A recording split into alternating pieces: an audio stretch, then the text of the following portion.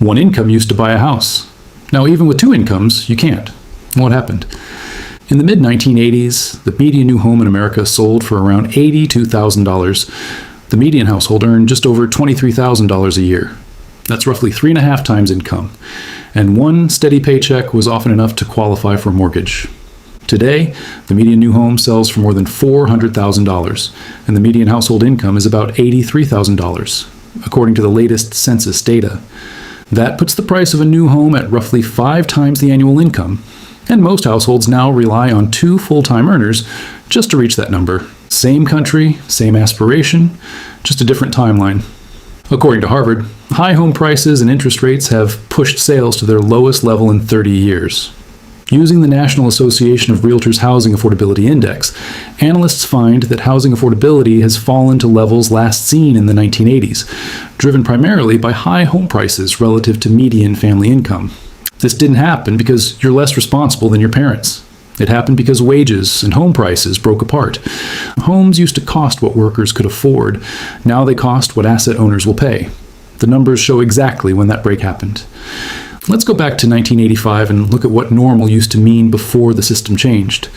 In 1985, a 30-year-old earning $23,000 could qualify for a mortgage on an $82,000 home. The down payment would be $16,560, and monthly payments would be about $650. That covered the loan, taxes, and insurance.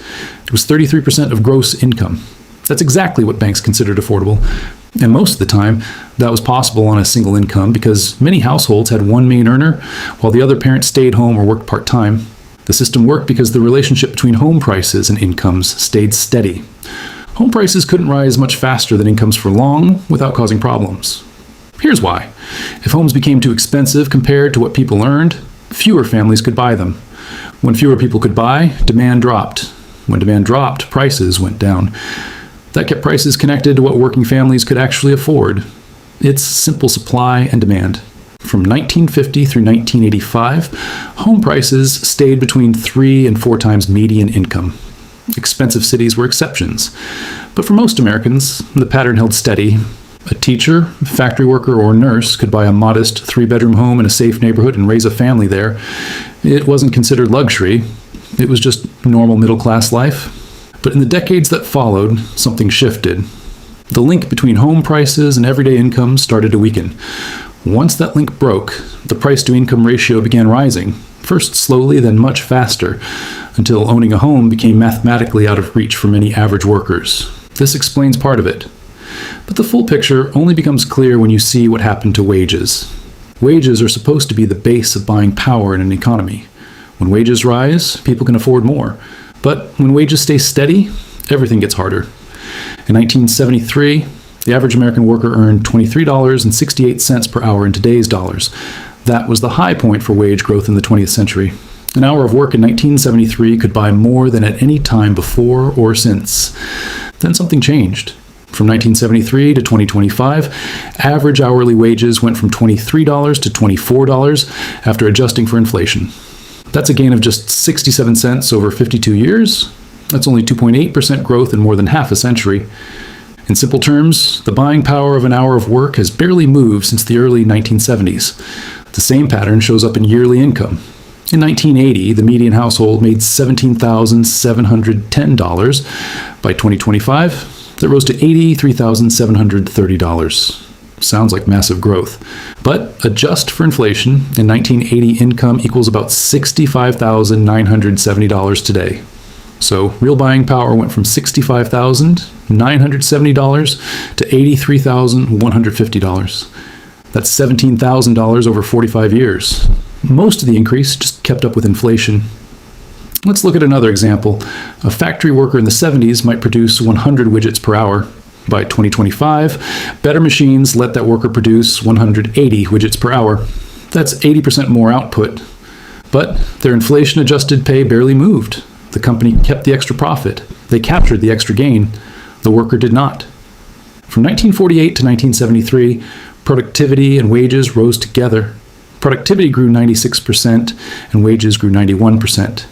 Workers benefited from what they produced. But after 1973, that link broke.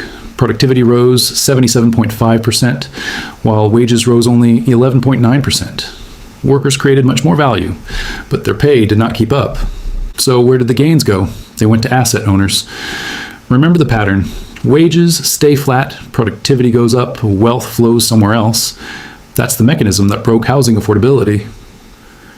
Now let's look at what happened to home prices while wages were barely moving. From 1980 to 2025, the median home price rose from $64,000 to $400,000, a 550% increase.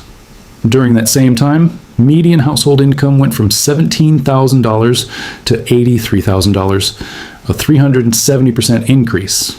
In simple terms, home prices grew about 1.5 times faster than incomes. That alone makes housing much harder to afford. But the real problem becomes clear when you look at how many years of income it takes to buy a home. In 1980, the typical home cost 3.6 times yearly income. By 1990, 3.8 times. By 2000, 4.1. By 2010, 4.6. By 2025, 5 times. Every decade, homes become more expensive compared to what people earn.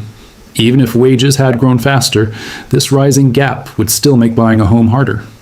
In simpler terms, if you earn $83,150 today, you can afford a $320,000 house if you allocate a safe 33% of your income to housing, but the median home costs $416,900. You're almost $100,000 short, even with 2 people working full-time. In high-cost cities, it's even worse. In Los Angeles, the median home price is $912,500. Median income is $72,300. That's more than 12 times income. San Jose is over 10 times. New York and San Francisco are close to that level. At those prices, the average worker cannot qualify under normal lending rules. And yet, homes still sell. So who's buying them? Mostly people who already own assets. When large amounts of new money enter the financial system, it moves through banks and financial markets first. Those who already own stocks, property, or other assets are in the best position to use that money to buy more assets, including real estate. That pushes prices even higher, beyond what wage earners can afford. The result is a split market. Asset owners trade property among themselves at higher and higher prices, while wage earners are left on the sidelines, unable to compete with buyers who already have equity and easier access to credit. At age 30, about 42% of millennials own a home. For baby boomers at that age, it was 51%. That's a 9-point drop across an entire generation. And it understates the shift, because most millennial households now need 2 incomes to qualify at all. Pay attention to this next part. The mechanism that caused this is still running right now. Here's what changed. After the 2008 financial crisis, the Federal Reserve greatly increased the amount of money on its books through a policy called quantitative easing.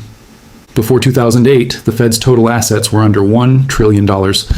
After the financial crisis, that number grew to more than $4 trillion. During COVID, it expanded again, eventually reaching almost $9 trillion in 2022. Since then, the Fed has slowly started shrinking it in a process called quantitative tightening. Quantitative easing does not mean the government mailed checks to billionaires. What happened was that the Federal Reserve bought government bonds and mortgage-backed securities from banks. In return, the Fed credited those banks with newly created money. That added cash into the financial system. When new money enters through financial markets instead of wages, asset owners capture the gains first. Here's what that looks like in real life. 2 neighbors in 2010, one owns a home, one rents. The Fed starts quantitative easing. 5 years later, the homeowner's property value is up $100,000. The renter's wages are up $5,000. Same neighborhood, same work ethic, $95,000 wealth gap created by Fed policy. Asset prices move fast because they trade daily. Wages move slowly because they're negotiated annually.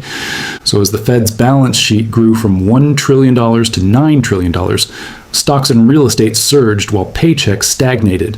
That's why housing prices pulled away from what workers can afford. And there's a second force compounding the problem: student loan debt. Today, Americans owe about $1.7 to $1.8 trillion in student loans spread across more than 40 million borrowers. It's one of the largest types of household debt outside of mortgages. Back in the early 1980s, student debt was far smaller and made up a much smaller part of overall household borrowing. So not only are wages buying less house, a growing share of those wages has already been spent before a borrower even applies for a mortgage. Your parents bought houses on one income. You can't buy one on two. That's not an accident. The machine changed. Wages and home prices broke apart in the 1970s, and the gap has been widening ever since. The pattern is still running. If you want to see where this goes next, subscribe.